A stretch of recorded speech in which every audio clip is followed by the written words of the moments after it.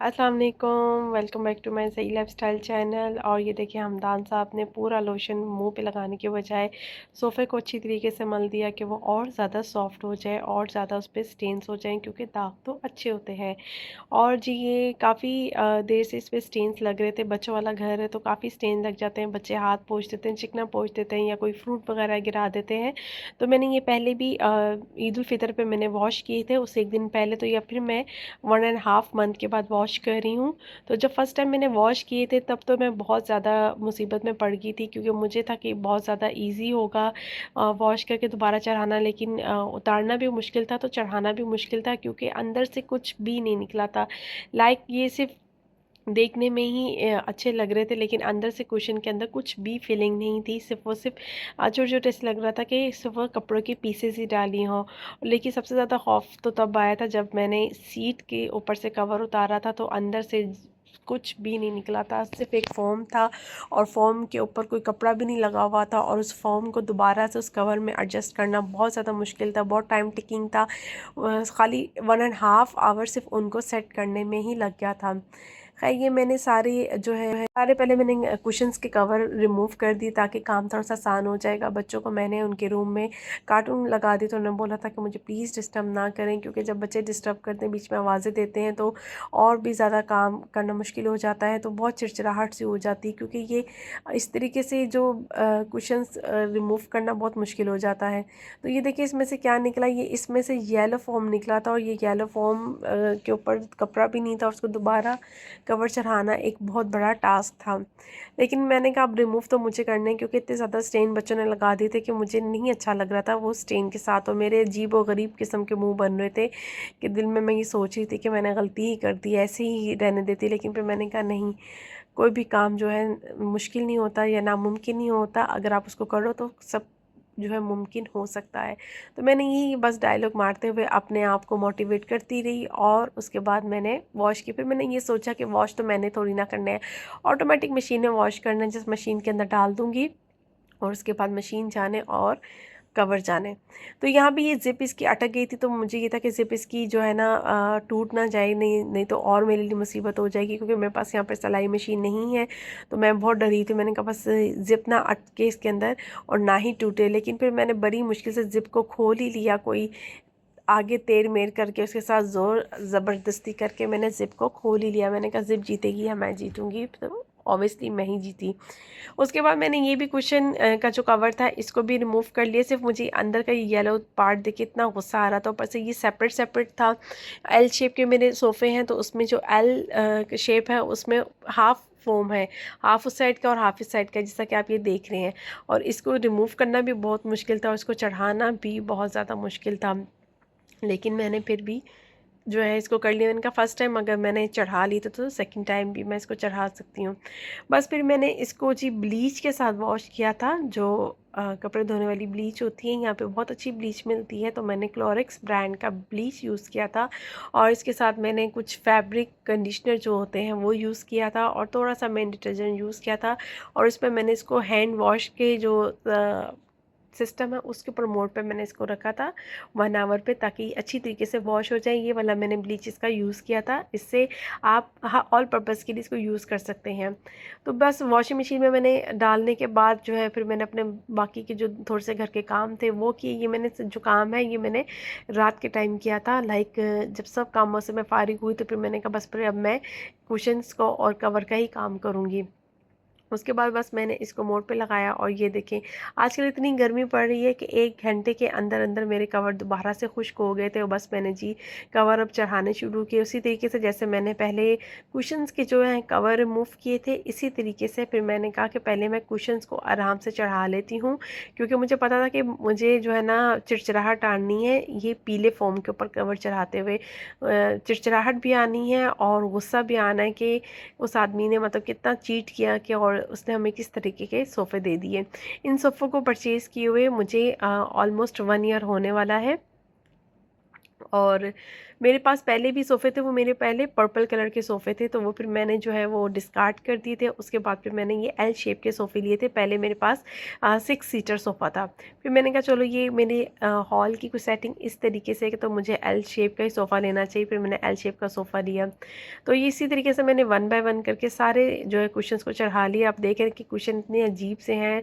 सोच रही थी कि अगर मेरे पास सिलाई मशीन हो तो मैं इन कुशन्स को भी खोल के इसके अंदर दोबारा से फिलिंग कर लूँ।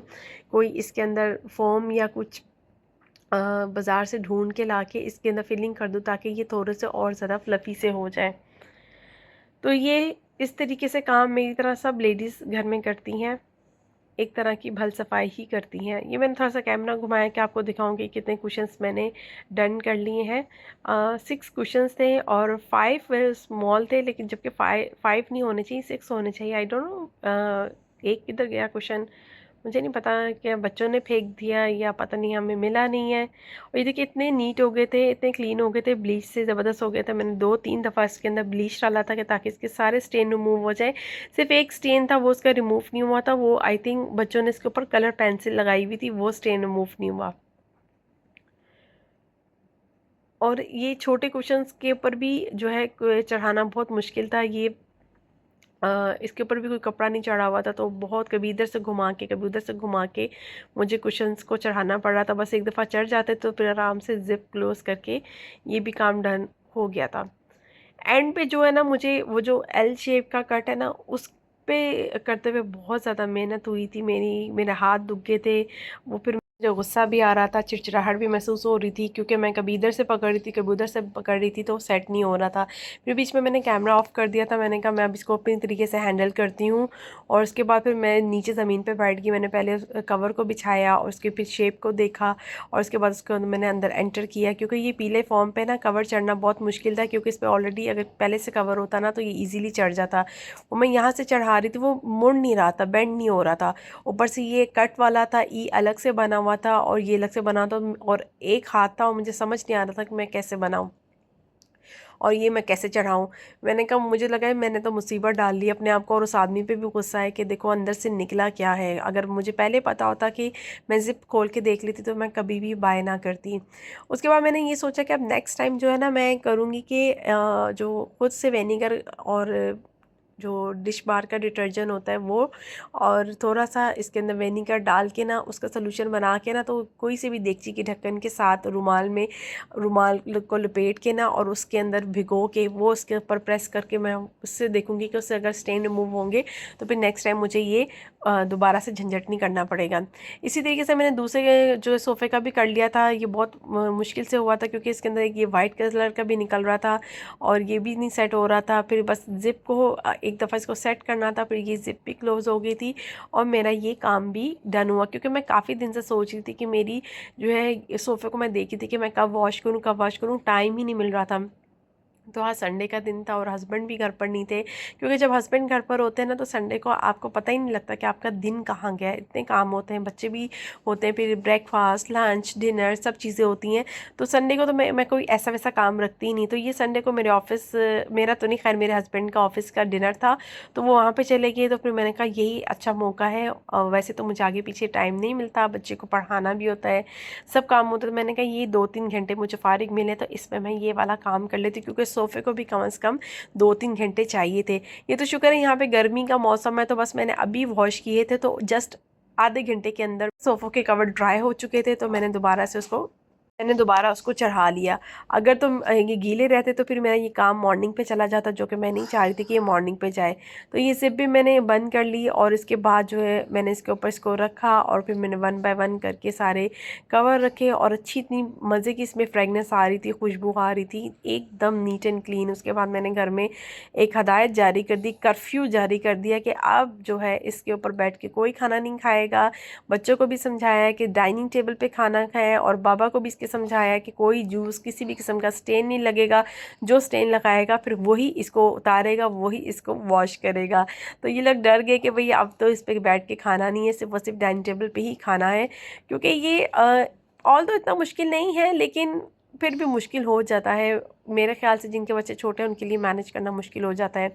अभी देखिए इतने clean and clear clean and clear लग रहे थे और इतने खूबसूरत लग रहे थे। बस फिर मैंने वन बाय वन करके इनके कवर्ड को यहाँ पे रखा और उसके बाद जो है थोड़ा सा मैंने इसका सुफ़ियान को बताया। सुफ़ियान ने मुझे अप्रिशिएट किया कि mama you done a very good job, आपने सारा क्लीन अप कर दिया। फिर मैंने उसको बोला कि बस अब इसको क्लीन ही रहने देना। अभी भी आप देख रहे हैं कि ये कहीं से ऊपर है कोई से नीचे है, क्योंकि यहाँ पे जो इसका बीच में कट का था ना जो ये फोम था वो भी बैठा नहीं था। और यहाँ पे 2-3 स्टेन थे, वो कलर के स्टेन थे, सुफ़ियान ने इसके ऊपर कलर लगाया हुआ था।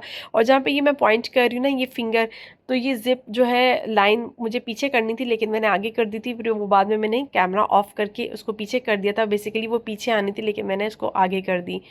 मेरा आज का व्लॉग जो कि आपके साथ मैंने शेयर किया। अगर अभी तक आपने मेरे चैनल को सब्सक्राइब नहीं किया तो काइंडली सब्सक्राइब ज़रूर कर दीजिए, ताकि मैं इंशाल्लाह और भी चीज़ें वीडियोस आपके साथ शेयर करूं। तो मुझे रखिएगा दुआ में याद, मैं रखूँगी आपको दुआ में याद। अपना ख्याल रखिएगा। अल्लाह हाफ़िज़।